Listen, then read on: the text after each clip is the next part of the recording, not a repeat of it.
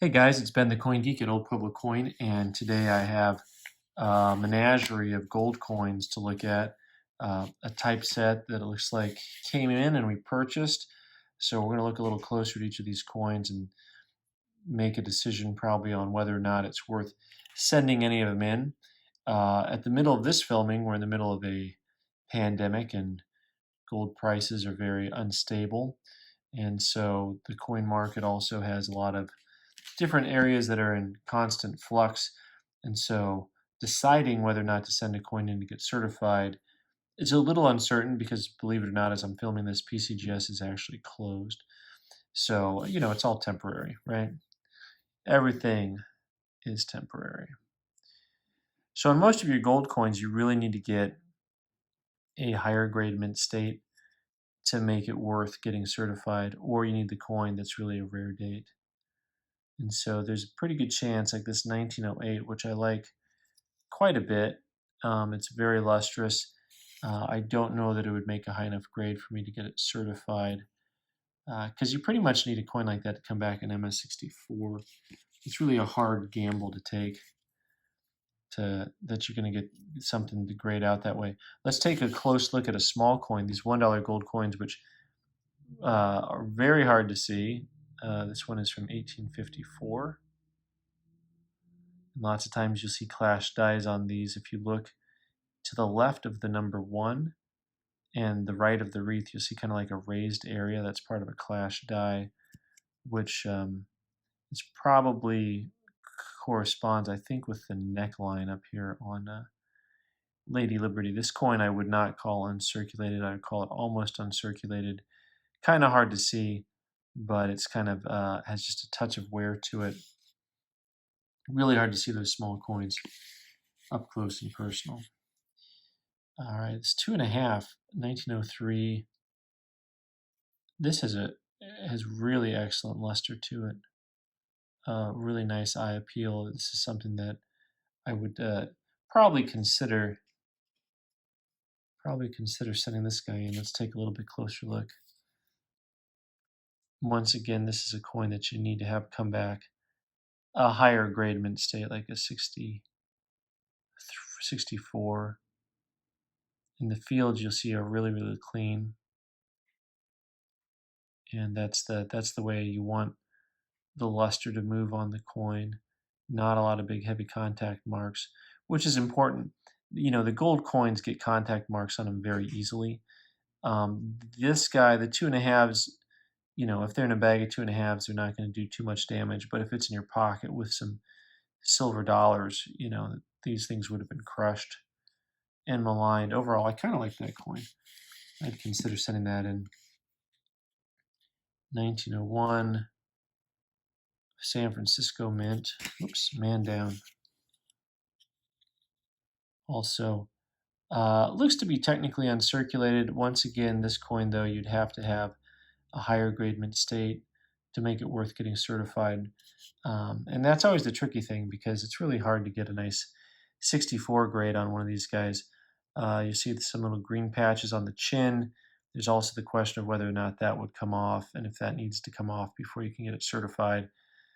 If it's PVC, they won't certify it with that on there.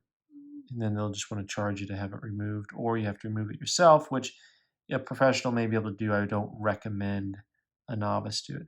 I'm looking at these marks behind the Liberty's head, and there's just a lot of chatter there, which makes me think this coin would not make the grade either way, although it is quite lovely, especially to the naked eye. So one of the most popular coins that I know of is the $10 gold pieces. And just a lovely, lovely example here. And also coins that can be very hard to grade because it's very hard to tell sometimes the difference between what is mint state and what is almost uncirculated. And you'll see the luster is really nice on this coin as well. There's a lot of contact marks there behind the eagle. Other than that, it's a pretty solid strike. It's kind of hard to tell through the screen on this one, but I would probably consider getting that one certified. 1900 Philadelphia Mint. This is actually really nice $20 Liberty. Also something that's not really getting worth getting certified unless you get a higher grade mint state, 64 or above. And really, on this coin, I'm probably on the fence. I like the coin a lot, and I think it may make the grade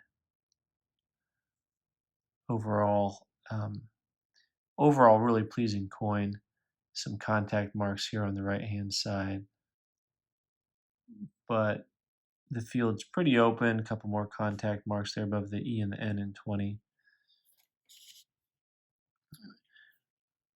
One of the things I want to show you, though, is this 1911S. You know, I don't see too many $20 gold pieces from, the Saint-Gaudens variety with mint marks on them. So they're really tiny, tiny. So right above the date is the mint mark. And there it is, that S. And lots of times people get the